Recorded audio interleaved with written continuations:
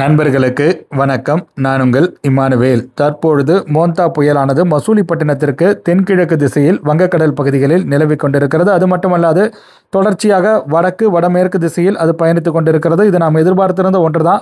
அடுத்த சில மணி நேரங்களில் அது ஏனத்திற்கு மிக நெருக்கத்தில் இருக்கக்கூடிய கடலோர பகுதிகளில் உள்ளே ஊடுருவ இருக்கிறது. அமலாபுரம் அருகில் அதனுடைய மையப்பகுதியானது கரையை கடக்கும் அப்படிங்கிற மாதிரி தான் நான் எதிர்பார்க்கிறேன் இன்று இரவு நேரத்தில். இப்போ அதனுடைய மையப்பகுதி அமலாபுரம் அருகில் கரையை கிடக்குது அப்படிங்கிற மாதிரி வச்சுப்போம். இது வந்து ஏனத்திற்கு தெற்கே இருக்கக்கூடிய பகுதி தான். ஏனத்திற்கு ரொம்ப நெருக்கத்தில் காக்கிநாடாவுக்கு அருகாமையில் இருக்கக்கூடிய அந்த இடங்கள் தான். அதெல்லாம் மாற்றங்கள்லாம் கிடையாது. இப்போ இந்த மையப்பகுதி அமலாபுரம் அருகில் கரையை கிடக்குதுன்னா அந்த மையப்பகுதிக்கு தெற்கே இருக்கக்கூடிய இடங்களில் அதிக மழை பொழிவு பதிவாகுவதற்கான வாய்ப்புகள் இருக்குது. அதனால் இந்த சுழற்சியின் தாக்கத்தினால நெல்லூர் போன்ற பகுதிகள் அதிக மழை பொழிவை பெறலாம். காவாலி போன்ற பகுதிகள் அதிக மழை பொழிவை பெற இருக்கிறது. அது மட்டும் அல்லாது மசூலிப்பட்டினத்தில் கூட கனமழை பதிவாகலாம். ஏனம் வந்து மழையிலேருந்து கொஞ்சம் தப்பிச்சுக்கும் அப்படிங்கிற மாதிரி தான் நான் வந்து எதிர்பார்க்குறேன். ஏன்னா இப்போ இருக்கக்கூடிய நிலவரம் அப்படி தான் இருக்குது. ஸோ ஏனத்தில் மழை பதிவாகும். பட் கனத்த மழைப்பொழிவு, மிக கனத்த மழைப்பொழிவு என்பது அந்த மையப்பகுதிக்கு தெற்கே இருக்கக்கூடிய பகுதிகளிலும் தென்மேற்கே இருக்கக்கூடிய அந்த பகுதிகளிலும் பதிவாக வாய்ப்புகள் என்பது அதிகமாக இருக்கிறது. ஸோ அதனால் நெல்லூர் சுற்றுவட்டார பகுதிகள், அதே போல் கனிகிரி சுற்றுவட்டார பகுதிகள், நிறைய பகுதிகள் இருக்குது. அதெல்லாம் வந்து ஆந்திர பகுதிகள். நமக்கு அதோடைய பேரே உச்சரிப்பு சரியாக வராது.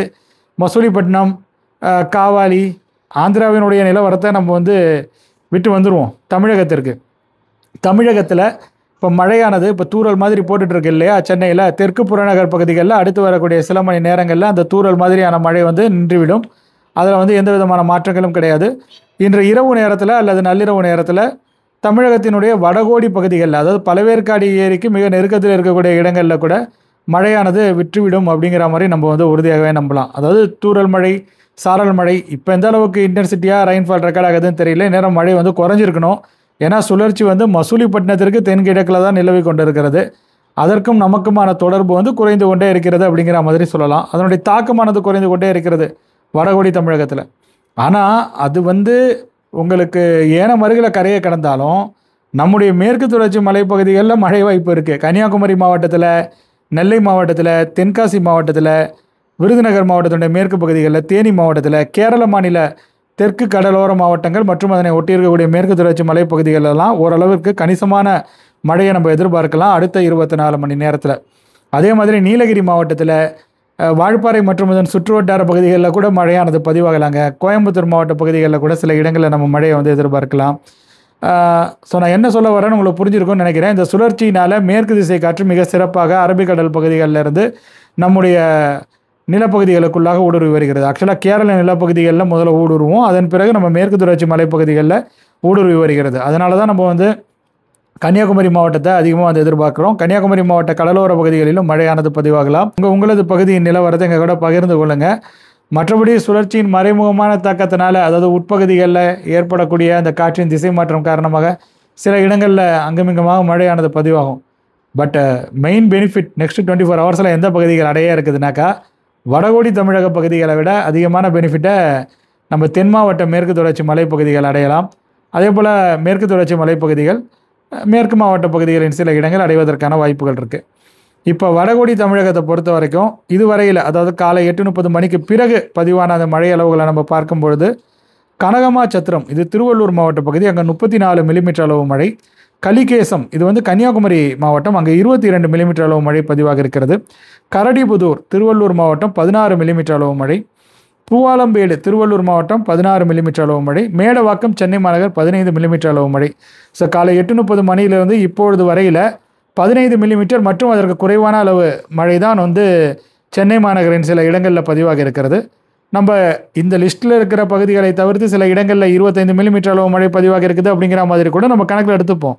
பட் அதுவும் குறைவான அளவு மழை தானே. ஸோ ரொம்ப இன்டென்ஸாக இல்லை. ஸோ மெல்ல மெல்ல பார்த்தீங்கன்னாக்கா அந்த மழையானது குறைவதற்கான வாய்ப்புகள் இருக்குது. முதல்ல தெற்கு புறநகர் பகுதிகள் மற்றும் தெற்கு பகுதிகளில் மழையானது விலகும். மாலை நேரத்திலே அது விலகிவிடுவதற்கான வாய்ப்புகள் இருக்குது. அதன் பிறகு பார்த்திங்கன்னா சென்னை மாநகரிலும் மழையானது விலகும்.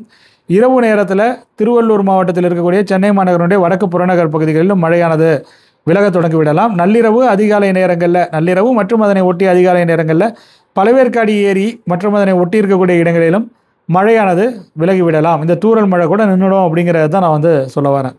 அவ்வளோதான் தோழர்களே இந்த காணொலியை பொறுத்த வரைக்கும். அதான் நான் ஒரு சில பகுதிகளின் மழை அளவுகளையும் பகிர்ந்திருக்கிறேன். எண்ணூரில் 8:30 மணிக்கு பிறகு தற்பொழுது வரையில் 15 மில்லிமீட்டர் அளவு மழையானது பதிவாகி இருக்கிறது. இப்போ நேற்று தான் அருமையான மழை 128 மில்லிமீட்டர் அளவு மழைன்னு நினைக்கிறேன் எண்ணூரில். அவ்வளோதான் தோழர்களே, இந்த காணொலியை நான் இதோட நிறைவு பண்ணிக்கிறேன். இந்த காணொலி உங்களுக்கு பயனுள்ள வகையில் அமைந்திருக்கும் அப்படிங்கிற மாதிரி நான் உறுதியாகவே நம்புகிறேன். உங்களுக்கு இந்த வீடியோ பயனுள்ளதாக அமைந்திருக்கு அப்படிங்கிற மாதிரி தோணுச்சுன்னா நீங்கள் இந்த வீடியோவை லைக் செய்து கொள்ளுங்கள், உங்கள் நண்பர்களுடன் பகிர்ந்து கொண்டு ஷேர் செய்து கொள்ளுங்கள். மறக்காமல் நமது யூடியூப் பக்கத்திற்கும் முகநூல் பக்கத்திற்கும் சப்ஸ்கிரைப் மற்றும் ஃபாலோ செய்து வைத்துக் கொள்ளுங்கள். வானிலை தொடர்பான மேலும் பல தகவல்களுடன் அடுத்தடுத்த வீடியோஸில் உங்கள் அனைவரையும் சந்திக்கிறேன். அதுவரையில் உங்களிடமிருந்து விடைபெற்றுக் கொள்வது உங்கள் இம்மானுவேல். நன்றி, வணக்கம்.